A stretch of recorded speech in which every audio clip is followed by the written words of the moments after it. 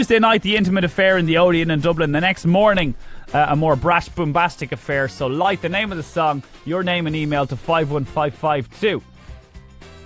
Important information, but really I was just filling until this diva decided to strut into the room. Where have you been all my life, Kian Egan? Why is your hair not as high as it used to be? What's happening? I'm taking a leaf out of your book. I'm going for a more sophisticated, rugged, windswept surfer look. Good man, good You man. see, flattery gets you everywhere. How are you? I'm great. And yourself? Yeah, great. It's great to see you. Great to see you too. It's been a while. What have you been doing?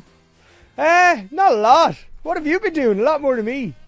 But see, you've built up a stockpile of cash from your career as an international celebrity musician. TV pundit and king of the jungle. So you were probably due a little bit of relaxing time to just be a dad. An hour time.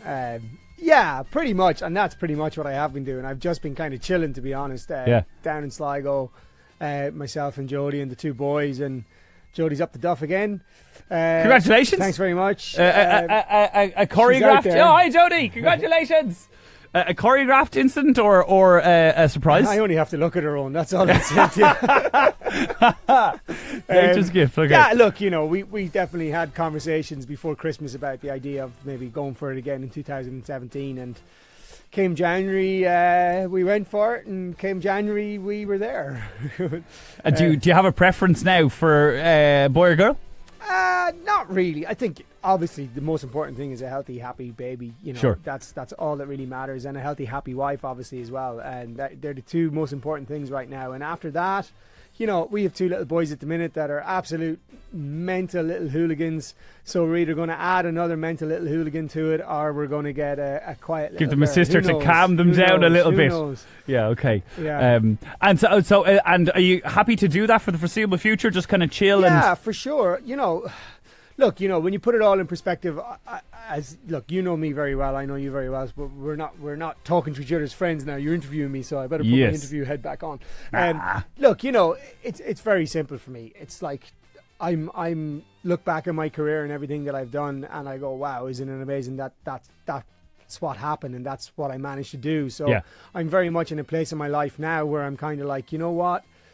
I always wanted to be at home with the children when they were growing up and going to school. And, our first little guy is finishing his first year of school already. It goes so fast. So for me right now, I am very happy to be at home and play house husband and do all of that, for now and see what happens. I'm not actively pursuing anything. I'm not pursuing anything. If the right idea comes along or something that I'm really interested in comes along, I'll go for it. And if not, and that's, I'm here today because of something that I'm genuinely interested in, which is... And we're going to talk about that in a second. Don't say it, because I'll give you a nice setup. Okay, but I want to jump on something I saw in the paper, because you were talking about if the right thing comes along. Yeah. And last year, you and Jodie were linked to that dance show on ITV, the Dance Show. Which was not right. That was wrong. Okay. So I was going to say, did you turn them down, or did you just... We got made an offer, but it wasn't right. It's like, you get made an offer to do loads of different scenarios, loads of different TV shows, but you get made an offer. Show me the money. Well, no, it's not that. It's like you're not. You can go on TV and make a semi-clown of yourself, like I did on The Voice for 5 years, but or a full clown, like I did. Yeah. Well, that's the. I'm not going to say that on. But you do things that you're genuinely into, and I'm not a dancer. Let's be honest. Maybe you could do that TV show. Hey, maybe if what they was asked. it called? Did anybody watch it? I don't even Dance, remember. Dance. It did okay. I don't think it was the strictly they were hoping for, but it did fine. Yeah, right. Okay, yeah. So you are here because you're doing you're collabing with Coca-Cola on Clean Coast Week. Now I think most people, it's bled into their conscious that you're all about surfing and you live by the sea. So what's this all about? Well, it's very much a very easy fit in that sense. I'm someone who lives on the wide Atlantic Way, and I surf an awful lot, and I have my kids on the beach all the time, and we live on the coastline and we live on the beach pretty much. And when you get asked to do something that's got to do with keeping that clean and raising awareness towards keeping the beaches around Ireland clean, you obviously I have a natural interest in that. I would naturally do beach cleanups back at home anyways. So for me, to partner up with someone like Coca-Cola, it's a very big match for both of us to be able to say to each other, let's get out there and try and raise awareness. And, this is an awareness week where we're trying to basically say to families and to children and to everybody out there, don't be a sloppy... if you're going on the beach with a picnic, don't let the wrapper from the buns blow away in the wind, grab it. Don't let the wind get it. You grab it, and you grab somebody else's if it's there. And if there's a bottle lid on the floor, pick it up and put it in your pocket. Don't shove your coffee cup into the sand and pretend it doesn't exist and throw some sand over it. That's all pollution, and that's all going into the sea eventually, and that's affecting the marine life, and that's affecting our life, and that's affecting the environment. And we're a first world country. We go to third world countries and we see bad pollution on the beaches. You kind of say, well, it's a third world country. It's miseducation. We're an educated first world country. It shouldn't be happening in our beaches. It sounds like in this moment, like that could be a little bit finger pointy, but everybody hates seeing a littered beach. Of course. Even you go to wherever, if you're going to the Canaries for summer, a plastic bag in the water ruins it. Yeah, for sure. It's the last thing you want to see. So it's just an awareness kind of thing for everybody. This week in particular, there's loads going on. If you go on to cleancoast.org, there's loads of stuff going on that's not just about keeping beaches clean, but it's like, there's yoga sessions, there's mindful sessions, there's loads of different things going on all around the country. There is beach cleanups as well. So, if you're a beach goer and you live near a beach, get involved. Let's make it bigger and better.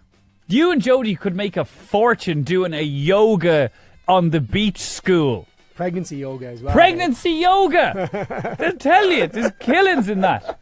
Absolute killings. Stop. Yeah. Who are you listening to at the moment? Who are you liking? You're a music fan. Well, I've had the new Harry Styles album kind of been thrown at me the last few days. What do you think of it? Not bad. Very different, very obscure, not what I was expecting. Very similar to the first single, really, isn't it? But it's good. I mean, I'm interested to see where it's going to go. What's the second single? What's the third single? Like, do you think he's in such a healthy position that he can afford to not probably do what everybody was expecting, which is team up with Ryan Tedder and all these massive songwriters and be the obvious. I like that he's gone left to centre with it. You know what I mean? It's kind of, but interesting. Obviously, the Ed Sheeran thing is in everybody's faces. Guns N' Roses have been in my face. Did you see? Were you at Slane? I was at Slane. Verdict. I heard several different reports. I'm curious because you're a fan. Okay, big fan, big music fan. Sound incredible, performance incredible. A bit more audience interaction could have gone down a little bit better. They got a lot warmer towards the second half of the show. But overall incredible, exactly what I would have expected. Maybe a little. My biggest thing was, come on, man, talk to the crowd, get us going, and he didn't really do that. Some bands are like Kings of Leon don't talk to the crowd. Yeah, they sound incredible live, but they just don't. And I saw do Kings it. a few years ago up in Belfast actually, and that was a great gig as well. Here's the criticism I heard. I'm curious if you echo it. Two separate reviewers in two papers said the set, funnily enough, because you want value for money, too long, too much fill, as in tighten up the set by half an hour, bang out the hits at more regular intervals, and don't play so many obscure album tracks.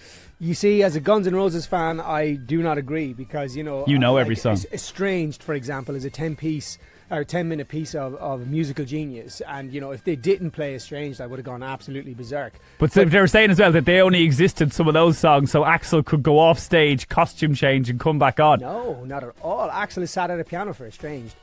Coma is another typical example. They're the songs that should be played.